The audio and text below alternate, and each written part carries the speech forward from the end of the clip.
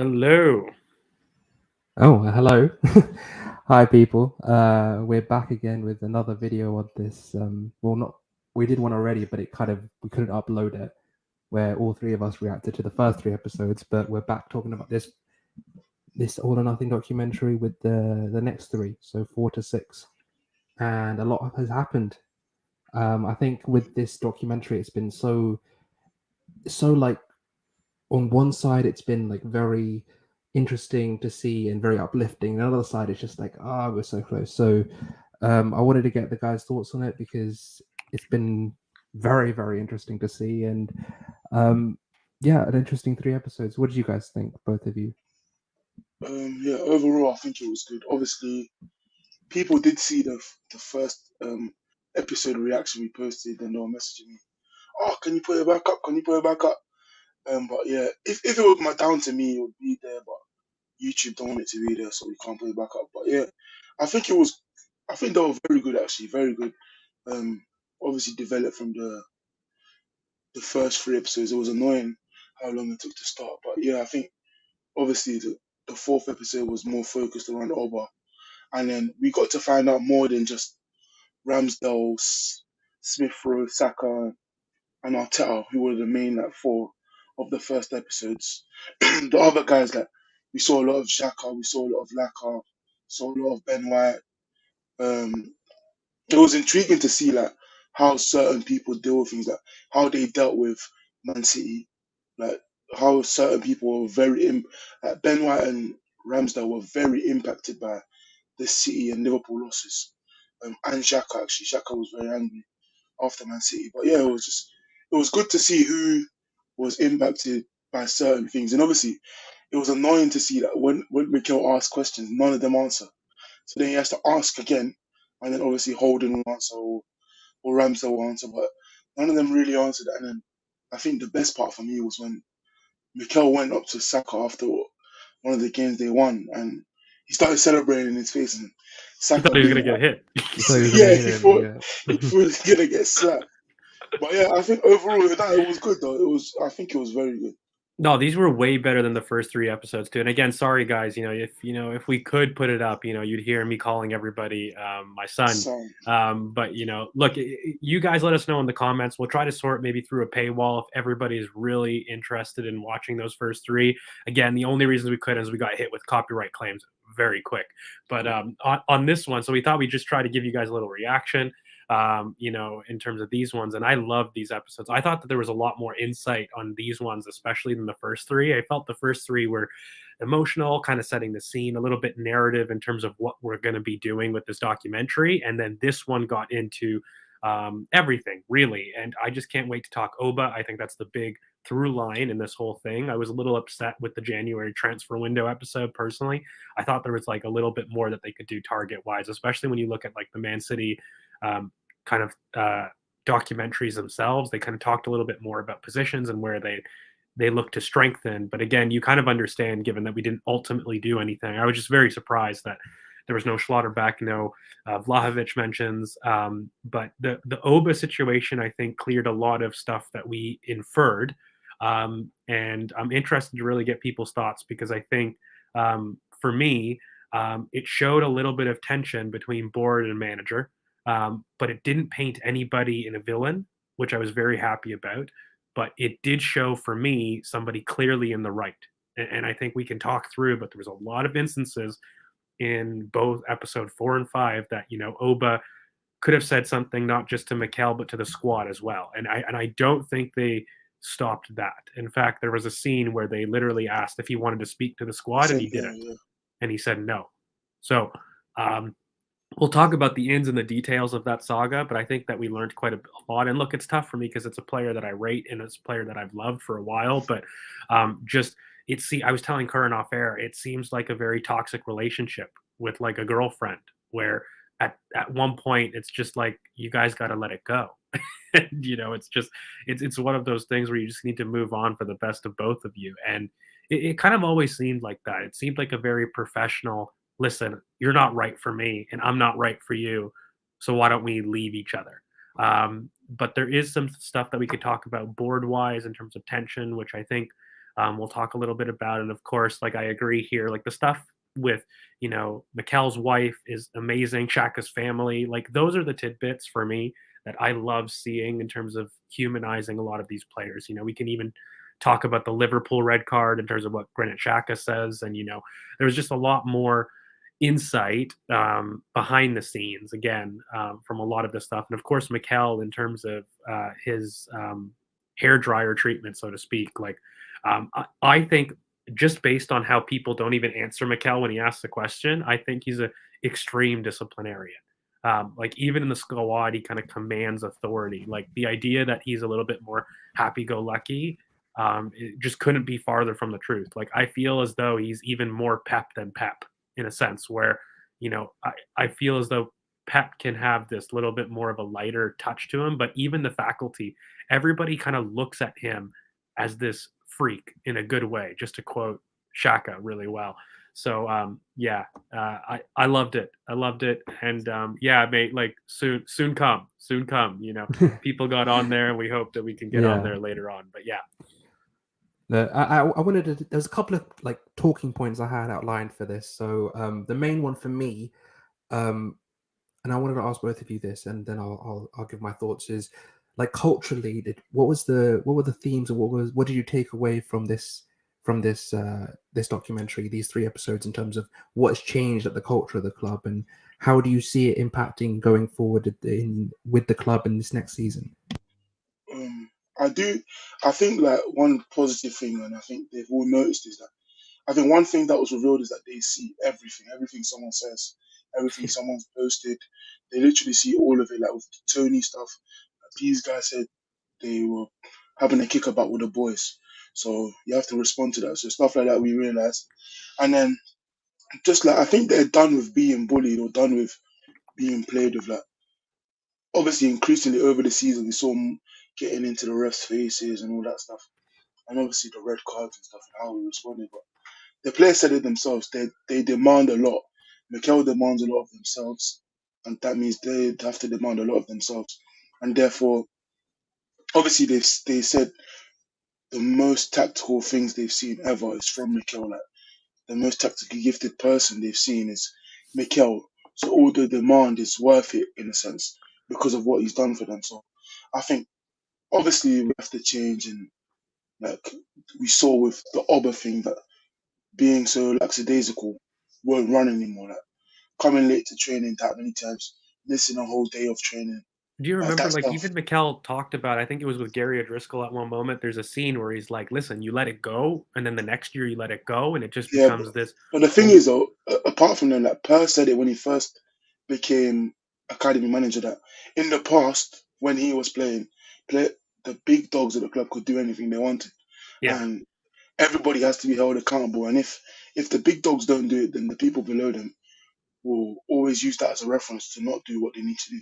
Well, I So mean, yes, like you look at it, and what I felt like overall, if we're still doing like broad overviews, you're seeing a lot of emerging vocal leaders. Like for me, Ramsdale and Ben White are the Batman and Robin vocal leaders of this team. When you start looking at who's consistently talking both in the dressing room in tough moments, but also who's there to like really pick up, you can tell how close Ramsdale and White are, which I kind of got because with that one Tubes golf interview, he keeps mentioning how close he is with White. And so I always felt that they were good friends, but I didn't realize how vocal that they both were. And they're definitely both people that I think are going to be very important. And clearly, for me, every segment that they did are players very purposeful that think Arsenal are going to probably put a lot of faith in. So you look at Martinelli, there was a Martinelli specific section for him. There was a Ben White specific section for him. There's Ramsdale's been highlighted already. Bukayo Saka has highlighted. But I think the one thing that I really liked is ultimately what you really got a chance to see was what happens when things don't go our way, and whether or not this is an instruction from the manager to play certain ways. Like it's very clear. I think we can all, every one of us that has seen the documentary, throw out this idea that Mikel likes to sit back. I think he's very key on compactness every single episode, guys. Every single time when there's a match that we've been poor in, halfway, what does he always talk about? Spacing between the back line. And there was even a point when he pulled in the defense in that really poor run of games between, I think it was February, I think Jan to Feb, like in between that area. I think it was like episode 5 or 6 when he pulls the entire defense in there and he's talking about spacing in your line. And for me, that I think is a very big part of Mikel. Like, absolutely, he wants to keep his lines, his distances very close. But this idea that he doesn't want you to press, be in their faces, so to speak, and meet the players is something that I think But Twitter is that wide was one about. of his non-negotiables. That Yeah. passion and commitment. You have to commit on the pitch, on the training pitch, and then you have to commit to the press. But the annoying thing for me was that when the players drop off and then they go back in at half time and they're asked like what was the issue, they all know what the issue was. Like all of them, they can tell you what the issue was and what they did wrong. But then they go back out and do the exact same thing. That's the thing I feel like needs to change. Obviously, another thing is that it also all the change room stuff really made me realize how young certain players are. Like the Sackers, the Smith Rowe's, they're our best players, but they just don't talk. Like when they're asked questions, Yeah, they we don't talked talk. about that, like even They're in so young. yeah, we talked about that even in our reaction that got taken down. But like, Saka and Emil Smith Rowe look and feel very, very young. They're not arrogant.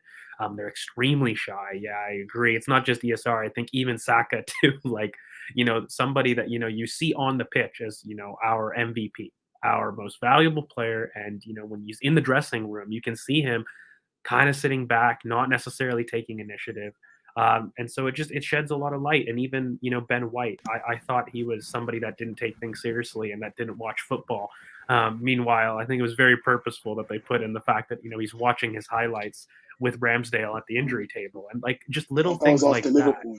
Yeah, like after Liverpool, he's like trying to look at his mistakes. And, like I think But it made me think a lot about. Like you could see how much he enjoys playing football. Like like when he was after the Liverpool game and he's just going, I tried, man. Jota just literally got a toe. yeah, he was like, I don't know how these guys are so. I don't know how these guys are so clinical. Like they're Like so good. So you could see like the fire in his eyes. Like he wants to get to that level. Like he's got like, I need to do this. I can't. Well, Carlos Cuesta had kind of already mentioned that, right, Curran? Like he's like his biggest quality, Ben White, is his capacity to learn. And, yeah. I think that was very pointed. And again, like we'll speak about it. So we're still in the broad overview, but Carlos Cuesta, MVP of the coaching of All or Nothing.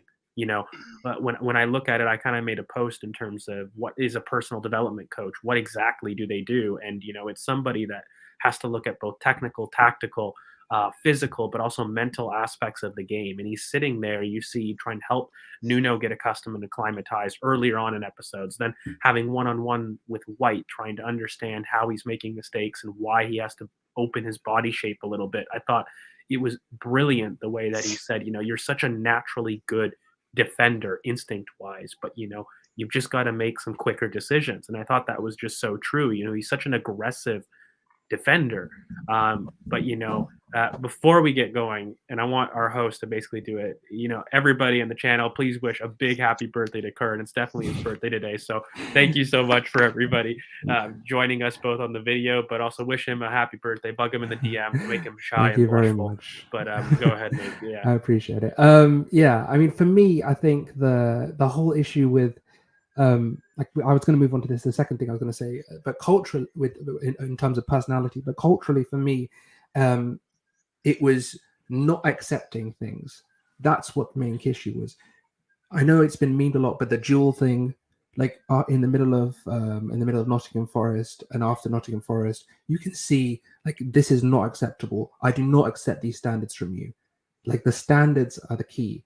The standards in from the minute you walk into Colney to the minute you leave a pitch at the Emirates, at home, everything you have to commit to the non-negotiables that Mikel sets out, the club sets out. There's a standard the club and Per said it, from the most senior player at the club to the academy products. Like you have to go to these extremes in terms of having the standards of Arsenal Football Club. And you don't have them, you can't be there. And Mikel said it himself, the minute I don't have these standards, I leave this club and that's it. So the other thing for me is, and again, thank you, in terms of the personalities I wanted to move on to.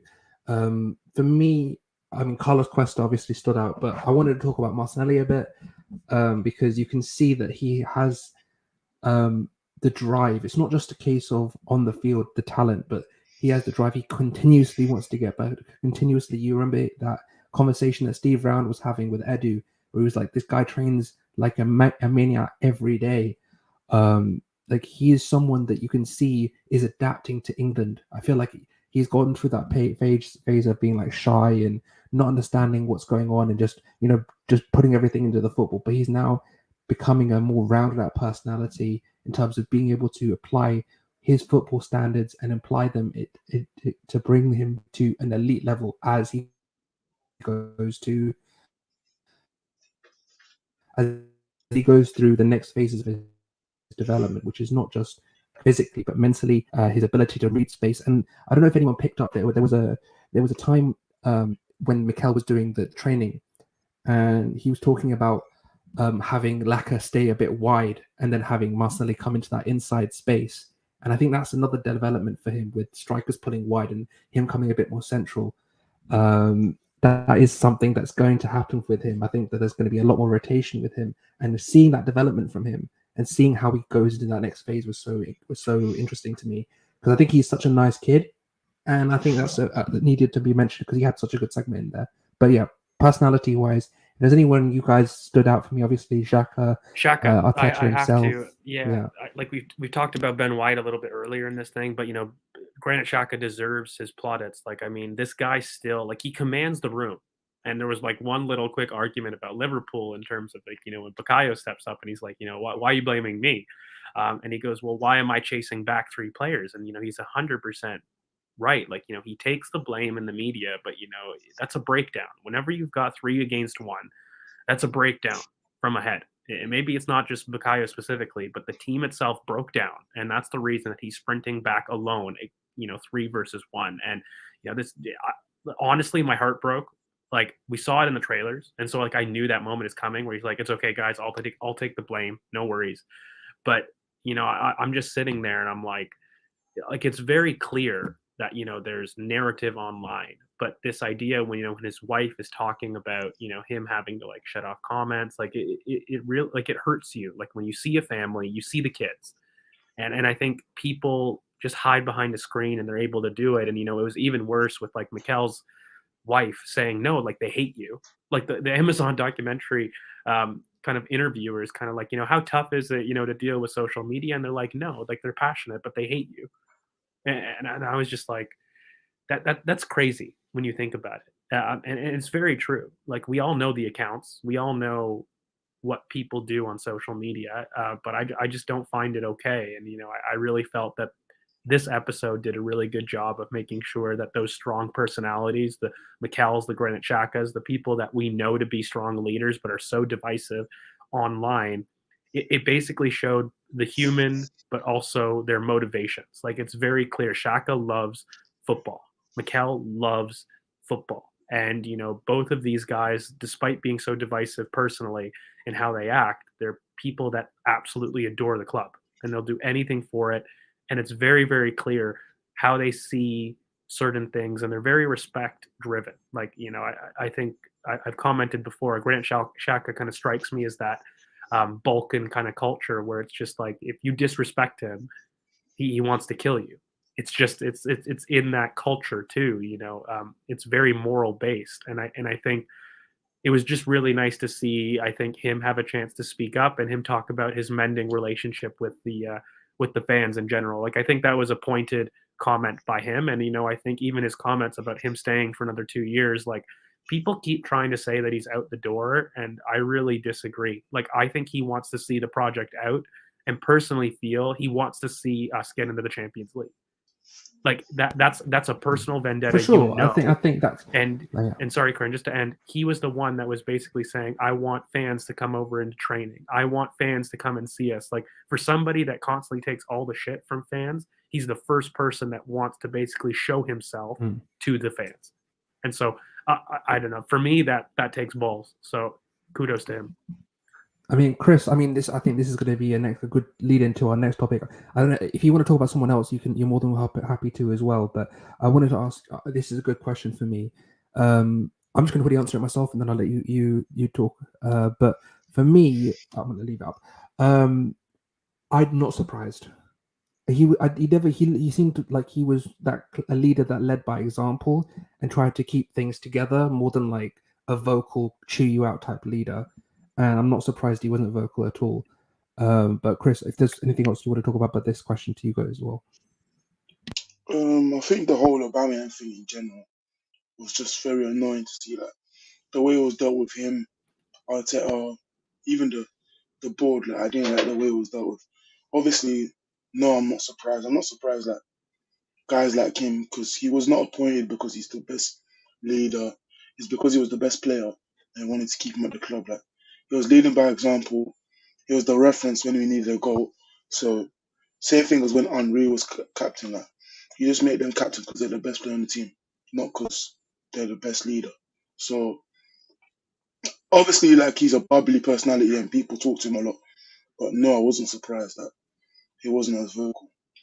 But the person I was surprised is Holding, despite George not liking him so much. But there were so many times where like a question would be asked and he'd speak, and I'll be like, first I'd think, why is he speaking? Then I'd realize no one else was speaking, which is why he spoke. So like after Nottingham Forest, for example, Mikel said, "This is shit," and he walked out.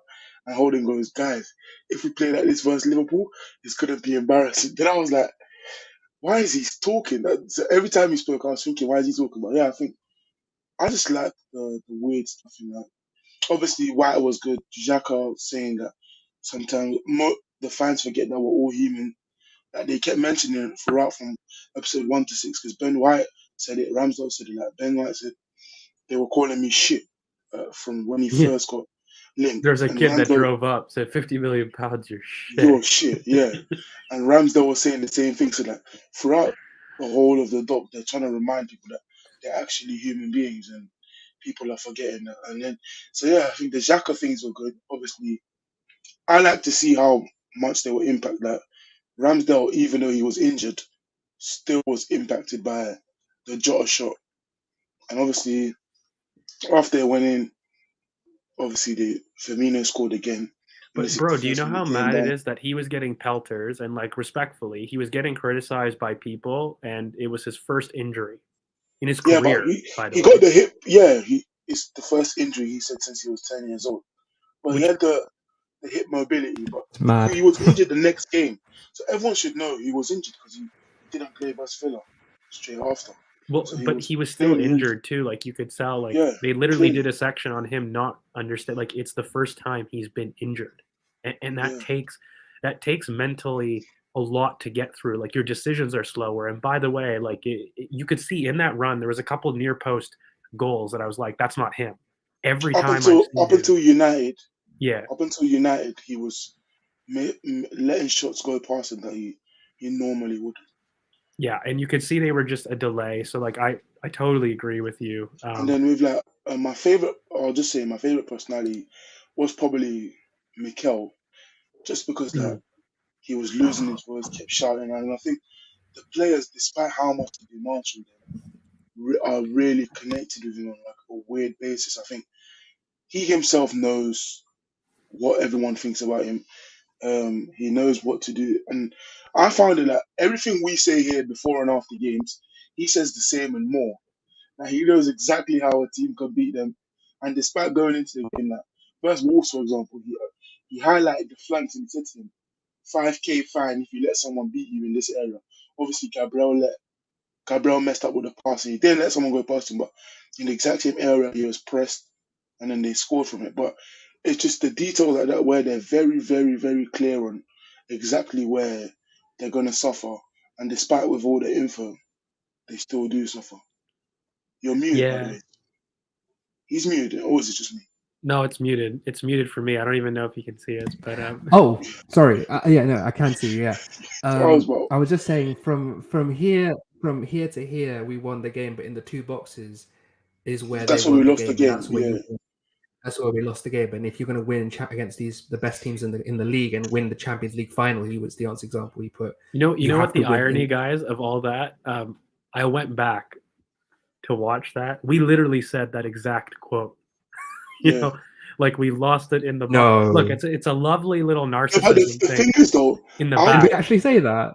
Yeah, well, it's one of my things. I hate it. I hate the it when thing you is, lose it in the box. sorry to cut you off, George, but Albert said it to Laka that despite all the good build up and stuff, we need you in the box and we need you to take chances. This one, he was How on many 3 times goals. have we said that? He said it to him before the match and in training. Well, He said Steve to him, Round had a Oba's one-on-one with gone. him.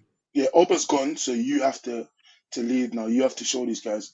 And in the box, despite all the good build up and stuff, you need to do more movement. And they were showing him clips. You need to let the number 10 handle the build up and get in the box. They were which showing he him said clips of Benzema so and many stuff times. for him to Yeah. learn. And obviously, it didn't necessarily help. And then Eddie got integrated, but like it was clear that they were very, very aware of certain problems, and they tried in various different ways. Like after that, Martinelli was in striker training a lot. It was Martinelli, Lacazette, and Nketiah consistently. Striker training, striker training, striker training. So yeah, I think stuff like that, like the intricacies of seeing who deals with who, like Carlos Cuesta mainly didn't deal with the strikers. That was more Steve Rounders with the strikers. Yeah. And Albert was like Arteta's second-hand man. Anything Arteta did, he did. And then Cuesta was like more emotionally. The individual guy. Yeah, yeah. He was like a mentally development guy. And even when they were all celebrating, Cuesta would come because he's as young as them. He's younger than some of the players. So he would come in and celebrate with them. So yeah, you just really know how these guys are really involved. But I'm not gonna lie, mate. Like here, like Odegaard is very quiet, quieter than I thought. But when you start looking at the team in general, like who is the older team that's developing? And I would say Ramsdale, White, Gabriel. You know, Gabriel, but you know, Gabriel's still like happy-go-lucky. Like when he's with the red card, like he was bashful. And like you could tell, like, it's almost like he's about to cry. Tini said, "I don't talk, and if I'm gonna talk, it's gonna be meaningful. So you better listen." Holding his partner is the one that talks more, but he's not really. No, but like, but Kieran, but you know when you were saying like if we play like this against Liverpool, we're fucked. That was Tierney. It wasn't Holding. Tierney said that. I'm so sure. I'm 100% sure because I was pissing myself. In the comments, go and check it out. Personally, go check it out. I think personally, I think it was Tierney, but it was Tierney because he's like because he swore. It wasn't that we were going to get embarrassed. He goes, "We're fucked," and I was like, "Yeah, I know." I think it was Holding because certain players, the starters weren't there. I'll go watch it back. I know it was Holding. Yeah. It was Tierney because, and you know, it was because you know he was just. I'm telling you, and it was so funny. I couldn't stop laughing because I was like, it was true. But look, I think the biggest thing, guys, and it probably leads into like a little bit of the Oba, but I think Arteta, we should have like a section really quickly on him because it was beyond the Oba situation.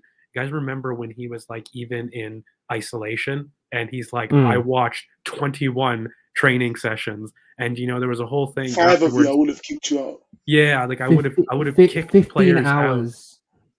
out. 15 hours. He said, "I'm going to spend 15 hours just watching training sessions." And everybody is looking at him like. By the way, like they're laughing, but they're like, "You're a freak." Like he says it beforehand, he does it, and then after in the breakdown, he's like, "Listen, there's a certain section of you that train excellently. Then there's a certain section of you that train well, and then there's a certain section of you that just don't care, happy-go-lucky." And he's just like, for me, it's immaculate. The irony is, whatever people hate on Mikel is about standards, and he's probably the one person in the club in the last 10 years that has the highest standards I've seen of somebody, you know, period. Like the guy is never happy. And you can even tell 3/4 of his post-match, guys, by the way, is, "I'm sorry I get upset at you guys." Like, if you noticed, it isn't just like one or two. Like from episodes 1 to 6, he says it a lot. Even in the press, though, like when you talk about when he talks in the press, for example, the main thing I could to keep saying is like, even especially because I think we should move on to the Alp situation. Like he's honest, but he won't tell you. He won't say anything that he doesn't. Like he's very impatient. Like if the people were asking about Aubameyang, he was like, "I've said what I I've think he said. just got Stop tired asking of it. me." He got tired of them repeating the I exact would have same got question. tired of it, Well, but he wasn't. we should probably end. Let's end on the Oba, but I really want to quickly answer this. Look, I think for me, it's very clear in those episodes whose head is down and whose head is up. And I think Martin Odegaard comes across extremely respectful, comes across very, very well in interviews when it's 1v1 talking. But you can see the dynamic in the dressing rooms post Liverpool, post Nottingham, post the big performances. He doesn't speak up. And I don't think I would demand it. Like, it's not his character. And I don't think for a captain you need to be that way. Like, I don't think you have to do that. But the big thing that I felt as though is in difficult moments, if he was somebody to Right. respond on the pitch, I have no problem with it. It's just I am a big fan of having somebody say it how it is. I think Aaron Ramsdale, for example, when he is at fault, there was the issue. I think it was that near post goal, and afterwards, Gabby and I think it was Laka in the locker room is like, "Oh, don't worry, mate, it's fine," and he's there alone, like clearly upset, and I think that for me, I just don't like when your head's down, and I feel as though when Mikel was like, "Okay, guys, head up," Ramsdale, boom, head like he's responsive, he's ready to meet it. I felt as though Saka, ESR, by the way, it's not just Odegaard, but both of these guys head down, like it was nuts. Like you could see who was the quiet area of the dressing room and who was somebody that was ready to meet everything. So yeah, But like I think like go with ahead. him with them being so young, and for Odegaard in particular, him being the reference, because when you're the captain, you're the reference. They're gonna sometimes you do the team talk, sometimes you speak. So if you're the reference and then you're not responding in the way that we should, is very negative. Like also on Ramsdale, obviously people didn't see our reaction to episode 2 and 3, but you kept saying, Ramsdale, that's why you're my captain. You're my captain. You're my captain. I did. No one saw that, but you were shouting, he's my captain, he's my captain.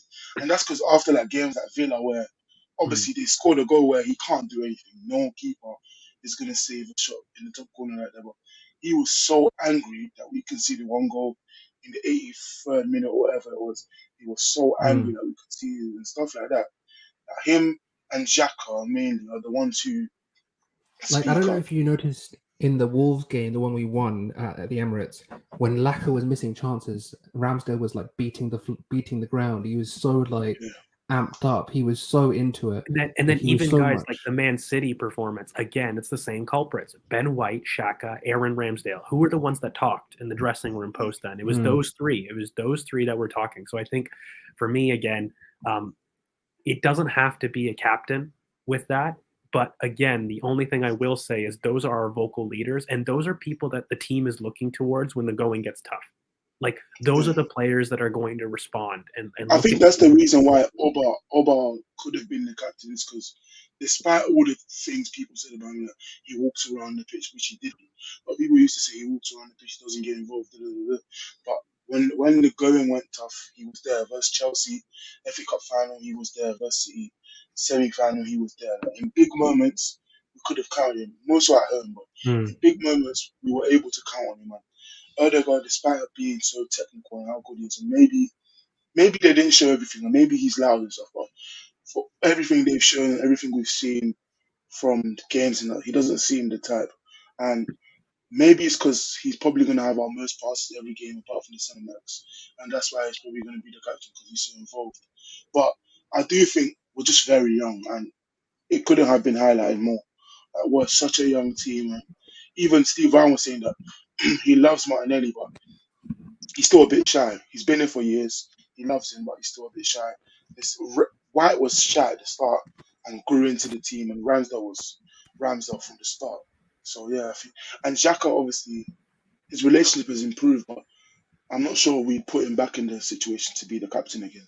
Which is No, why like I don't think that's right narrative wise, but I will say like it's very clear who the team looks to, like in major moments. And even who I was surprised with, Partey seems like a party guy. Ironically, I know double entendre, but like he's not somebody that's like loud himself. And I hate saying this, but he's just mate. He's so typically like I can't say it because of what I am, but he's somebody that like goes in and he's just constantly like Wow. partying. He's just he says like funny quips. He doesn't sit there. He's not like a 28 Him and year old. Gabriel are the same. They're the exact same in the dressing room. Exact same. Exact I same. I have not. I was not expecting that. No, What? like What? he's so full of life, but he's not somebody that's serious. He's just not a serious guy.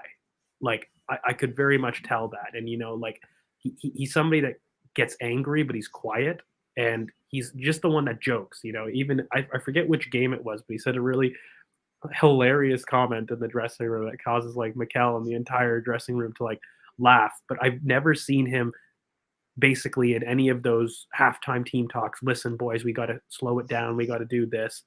So I'm trying to look for leaders of the team. And again, guys, Partey's 29, or is he 30 now? He's Is it past 29. He's 29, right? Like you're looking at major experienced leaders in the team, and bar Oba and Laka, who we've given a lot of crap to in the years, you know, the other leaders are quiet, right? Yeah, no, yeah, he said the thing. It was a Oh yeah, after Leeds. It was Leeds. After Leeds, because yeah, Mikel said they're gonna have 3 days off, and he was yeah. like, "Might as well get a beer or something." And Odegaard asked him, "Did you just ask for a beer?" That was it. Yeah. Yeah, I know. I mean, I want to. Before we do go, I mean, first of all, I said it on Twitter earlier. We have to beat Man City this year. I don't care what it takes. I don't care what it takes. We We were so have to beat close. them this We were year. actually so close. I And the annoying was thing about watching it was that I was still so baffled about why the ref decided to go into the box. Like I never see any ref in the box. So stuff like that was no, annoying. because the thing Obviously, is, Gabriel when he walked Gabriel into red. the changing room, he was He was he like, was me. the He was ref. me. The ref. Man, Well, No, I even don't care Granit what it Xhaka, where he's takes. like, you know, if you slow it down in slow motion, you know, like he was it livid. He changes the goes, perspective. He was like, why Yeah. would you slow it down when in real time you said it's not a pen, and when you go watch it, why watch the slow mo? Like, why do you need to but did you consistently? see his last comment? Like he's like, we can't win. Like it's impossible. Yeah, Like we can't win. And you know, look, I honestly the one thing I'll say just to wrap it up on perspective is clearly the players care. There was a lot of issues that we felt. Does the manager know? He's very aware of. And you know, if anything, it's just this young team. That's the biggest takeaway I've taken for like the last so yeah. couple episodes is that this team, their maturity, and also the players that are experienced, they're quiet. Like they are quiet leaders in general. You look at Odegaard, Partey, like the new experience that we recruited, they're not players that are gonna, you know, be loud and demand with, you know, an alpha authority. And so when you look at it, it's really Aaron Ramsdale and I think Ben White were the major vocal leaders that are developing in the squad. But that was the big thing that I took away. And of course, the youngsters are so young. Like even Martinelli, somebody that I think is so aggressive on the pitch, like so shy in the dressing room, so shy. And I do think, by the way, so that we can go to Opa because we have to address it. You know, Jesus and Zinchenko are two really personable but also loud characters. Like you can tell, Jesus will talk with anybody. I think it's going to be super important for basically giving Gabrielle and our other Gabrielle the kind of the chest and the ability to come out. You're like, yeah, I am that player because you know they've got somebody that's a little bit older that is willing to do that, and I think they definitely have it in them. But you know, even Gabrielle, like guys, the 2 times he makes a mistake, like he down. You know what I mean? Like it's very very clear. But they dwell on it a lot though. Yeah, Like I told them, I've been through this. You have to let it go. He said that to Ramsdale. You have to let it go. But Ramsdale was just dwelling on the mistake. And White, you could don't see he worry, was mate. We're gonna do this with Opa. White was dwelling on his mistake as well. He just kept Hmm. watching it back the whole day, the next day. So it was just annoying that, well, not annoying, but again, as I said, that they're just so young. All of them, they're so young, and even the older ones, like the Ramsdales of the world, are 24, so they're young as well. So it's just, Yeah. it's actually really crazy how young this team is, and If then you even guys younger could, than them is like the if Balogun. you guys, I know you guys in the comments we couldn't because of copyright. I'm just saying the rewatch, the amount of times Chris said it that I said my captain for Aaron Ramsdale was excessive. Do I think he can be captain? 1,000%. Like for me, he was the clear leader. And by the way, because we're going to talk with Oba, I think this is actually a good transition. The only player Amazon interviewed about the Oba situation one on one was Ramsdale to address it.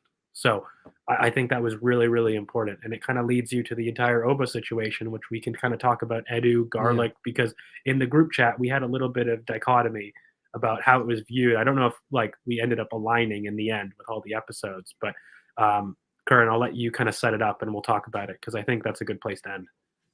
Yeah, I mean, the thing with the whole Alba situation is, I feel like it shows who Edu is. I think he's very amenable to what Mikel wants, and he's very amenable to the players. But I feel like he's soft. I feel like he's soft. I feel like he doesn't understand that you can't let everyone be happy all the time, and I feel like this is shown sometimes with his negotiations as well, because I feel like he's willing to let things go. I know obviously he had that funny quip about Disney World or Disneyland or whatever it was when it came to the Alba situation.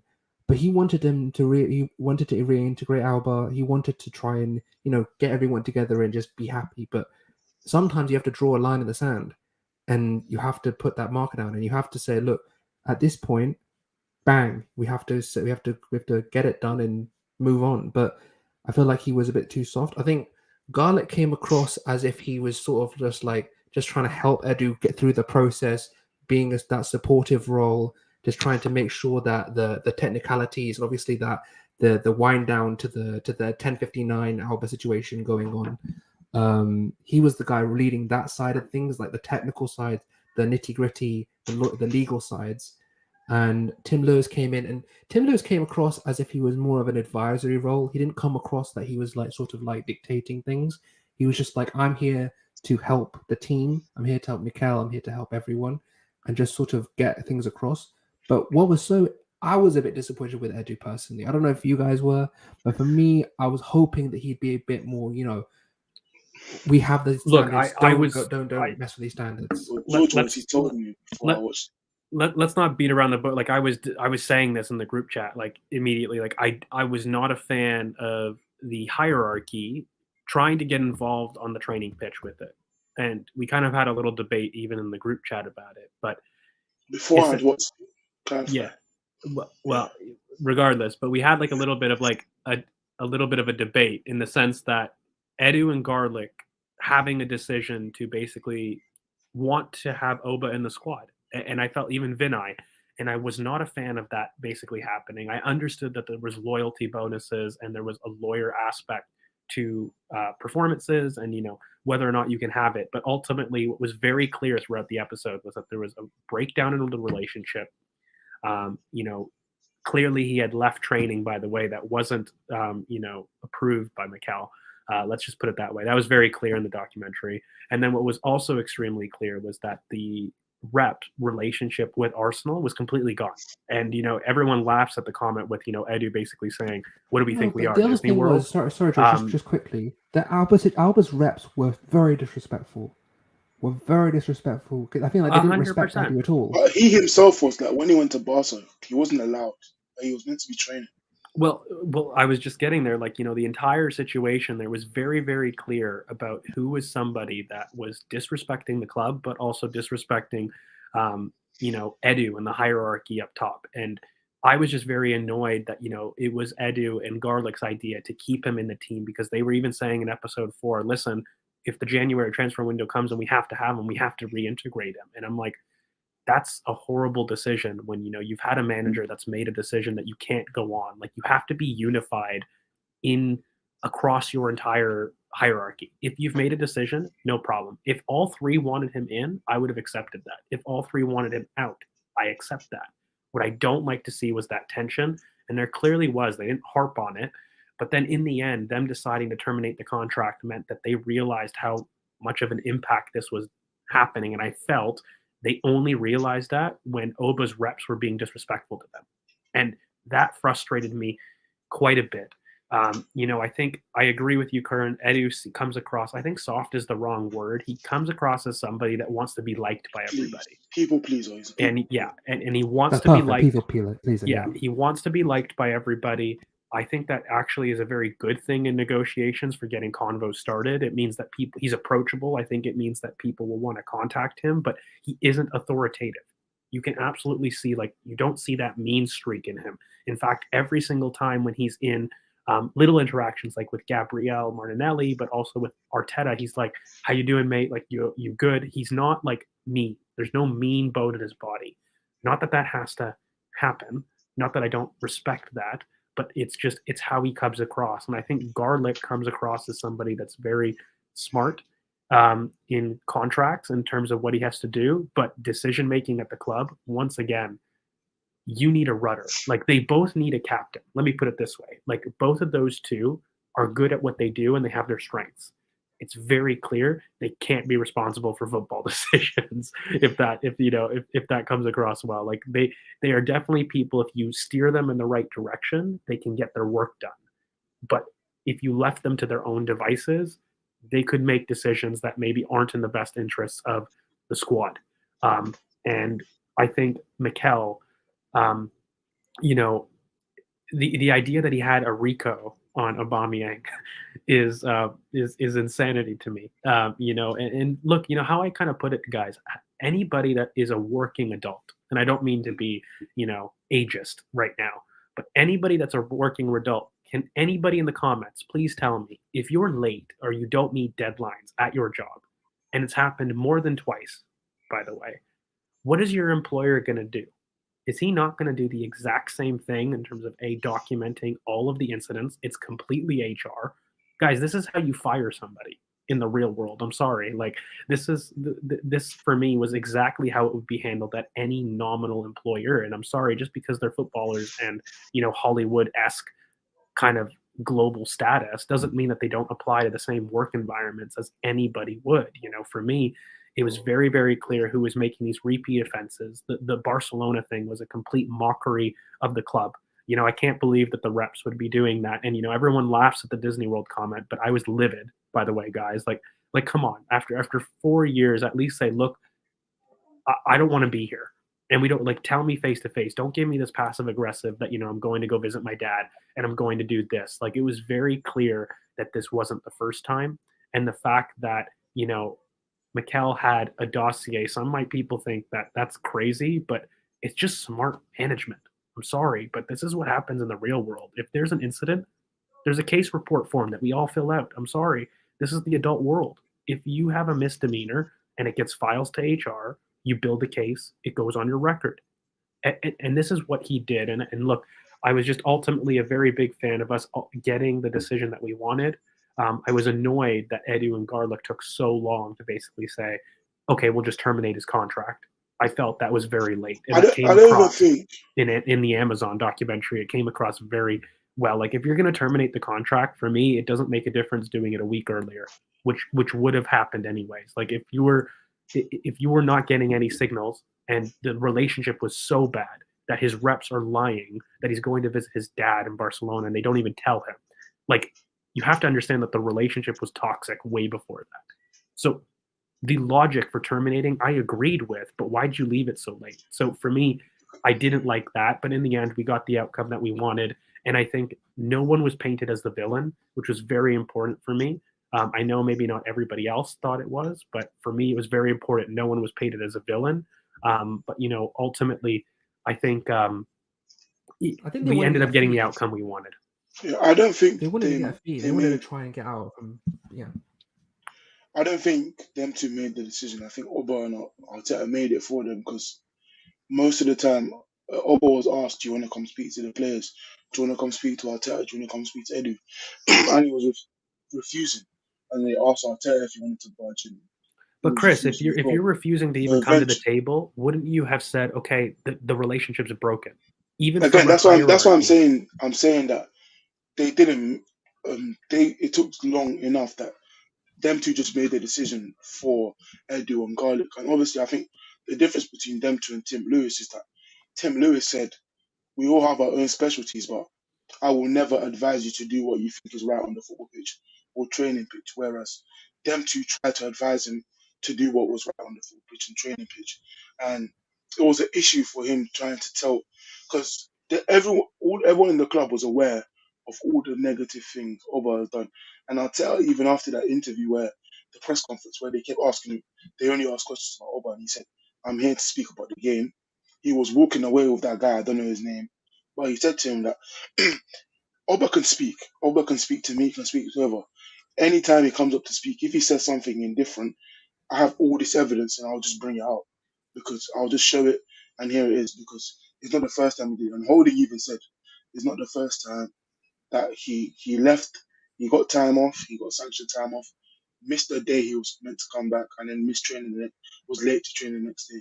And then he said the boss has big balls. The boss has big balls and stuff like that.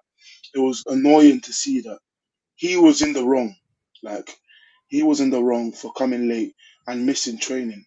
Yet he didn't come and apologize or anything.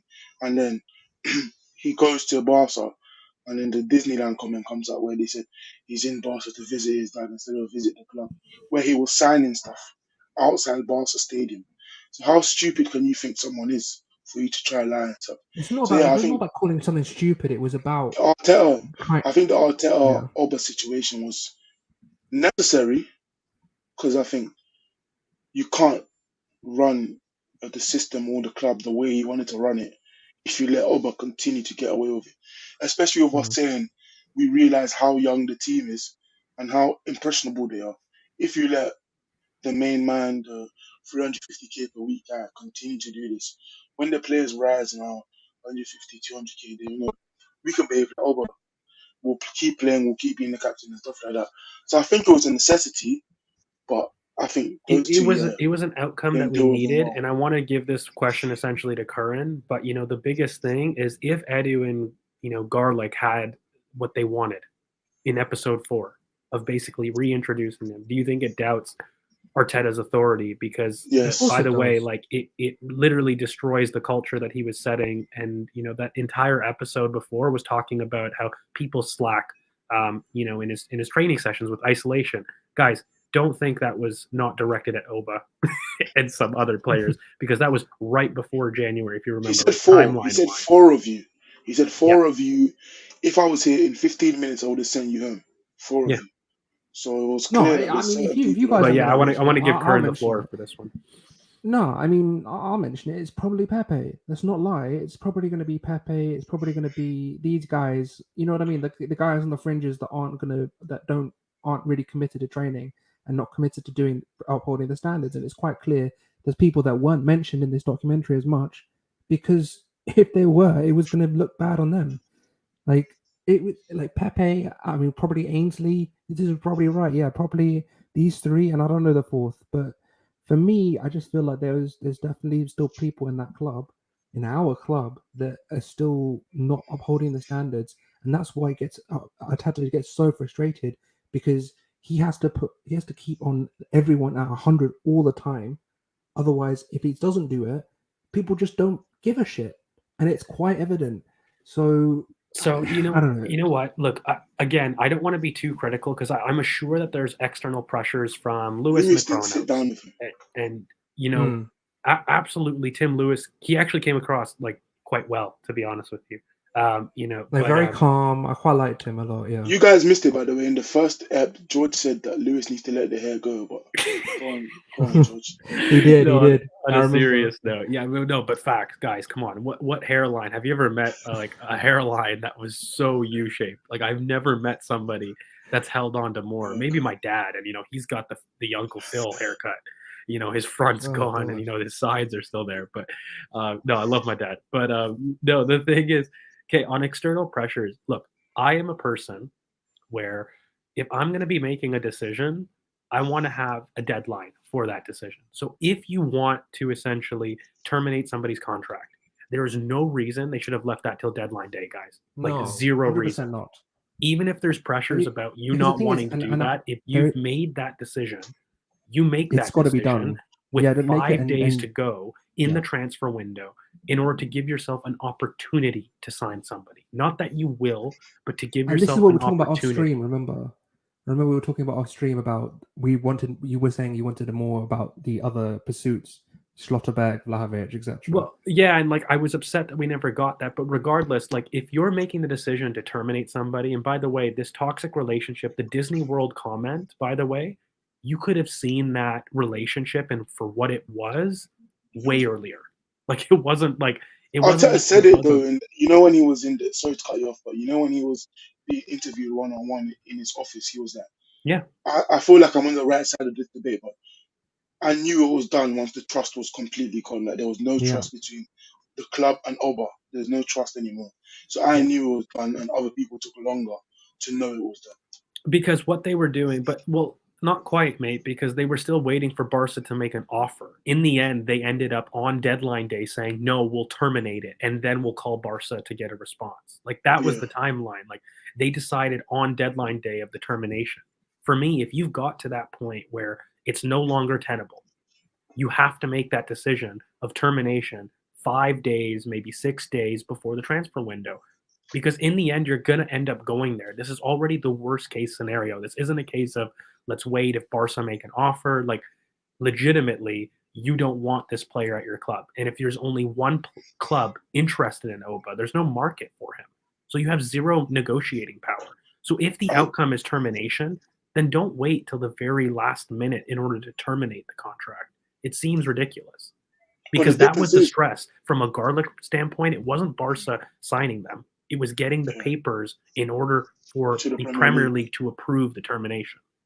Yeah, but I think the thing was, as I said before, they weren't ready to let go. Arteta let go, Oba let go, but them two weren't ready to let go. No, They and Mm. Vinay, they assumed that there was a way back where it was clear from them and the players that they both have big balls and it was a big clash that happened. And it was Arteta said, I'm not gonna budge. Oba's not gonna speak to anybody, so obviously he's not gonna budge. So if we can see it from early, from those couple clips where Oba speaking to Laka saying in French that I'm going home, I don't need to speak to him, I don't want to speak to him. And even when they ask him, do you want to speak to him? No. If you can consistently see him saying over the month, I'm not going to speak to him, why do you think I mean, one day this he is a good talking off point it's though. gonna change? This is a good point though. It was they were waiting to see if there was No, a deal could be but the thing agreed. is, they were always going to terminate because he was never going to play. He yeah, was never going to play. So I disagree because look, Barca was insisting on a loan, but Arsenal's side were insisting on a commitment, and yeah, ultimately they wanted to have him removed from the team. And the only way that was going to happen because they didn't want the liability. They were Tim Lewis was talking about that right before. They don't want Yeah. the liability of having somebody return. So ultimately, there's only one thought in their mind, and it would have been termination because yeah, Barca never once agreed to sign him either outright or permanently. They never did agree to it. because Garlic even asked for them to ensure that they could do him a deal for next year as well. They didn't. And they didn't agree. So at that point, for me, when you get that, and by the way, that was like in timeline a couple days before the deadline because they were still Because it saying, was let's daylight. wait. It was like a day, like let's wait for Barca to see. What I am saying, Mm. if in your mind you're thinking of terminating, don't let it get to that stage. It's no longer poker. You've lost. You've lost the hand. Like there's no other outcome for you to get that liability off your books except for termination. So for me, the big thing was do that early and leave yourself a chance to do something. And it's more of a case of just close the book. Like if you're going to admit defeat on a termination level, don't wait till deadline day. I didn't like that. I thought that was Yeah, very late. They ended up yeah. getting it done, but it was too late for my liking. I think the last thing I want to say on this other thing is that, as we said, them two are people pleasers, and I Mm, think they let it get too far to a point where it yeah. was clear no one you couldn't please either of them. They were both maybe not satisfied, but they were both accepted that nothing more is going to come of the relationship with Arteta and Oba. But those two from the outside kept trying to make them meet in the middle, and Arteta wouldn't be able to deal with someone so lackadaisical, and Oba wasn't going to change. So I think them two should have just got over and done with, let him leave earlier and let the team get past him quicker than they did. But yeah, I think the last thing for me is that I think the way that it was dealt with from certain people was not good. And even after Eddie was talking to Arteta and he wasn't even responding, he was just going when he was talking to him. So it was I just think he weird. was pissed. I'm not gonna lie, Chris. Like Yeah, I think there he was was a lot of pissed. animosity. Yeah, he wasn't speaking back when Eddie was speaking to him. But yeah, it was weird, and I didn't like the way it was dealt with from certain people. Over leaving to Barca signing Barca shirts before the deal was done is an ultimate disrespect at the end of the day. Yeah. I think on that note, I think on that note we'll wrap it up. I think just from my perspective, like this whole All or Nothing series is I feel like it's the best one. I mean, obviously it's biased, but I feel like this shows a much more human side to football than the other ones have. The other ones, I think Spurs was sort of just like about The worst one. like Mourinho. it was the worst one. It really was. I don't care. It was about Jose. It was about like I feel it was very bland. I didn't feel like they sort of just did it superficially. And then the City one is just about Pep. Like it's basically about Pep and more about the tactical side and like the ins and outs of the club. This one had a much more human feel to it, like the fans' relationship with the club, the way the players' relationship with the fans and the players' relationship with each other and Mikel. I feel like it's a much more like personal touch to All or Nothing. But I think we'll end it there. I mean, it is my birthday. I do want to get the hell out of here. I've got things to do, so I will. Thank you for all the support, all the well wishes. I have been reading. I've tried to reply to everyone. There were like 80 something replies on a tweet I made. I tried to reply to you all. If I missed you, I'm sorry. Appreciate all the DMs and all this stuff. But yeah, thank you.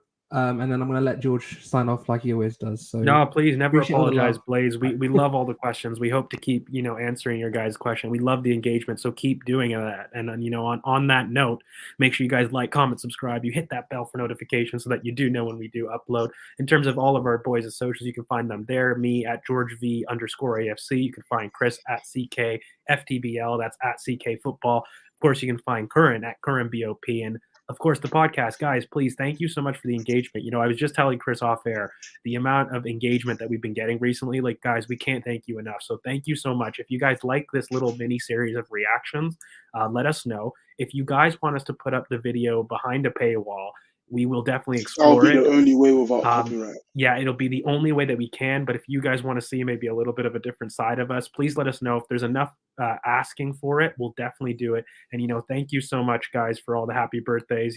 Absolutely, Curran. We wish you all the best. And, we will be signing off with a we beat them, Leicester preview tomorrow. So make sure that you guys tune in for that. And thank you guys so much. And we hope you guys enjoy the rest of the All or Nothing. We'll be here to react to the last two. So thanks, everybody. Peace. Peace.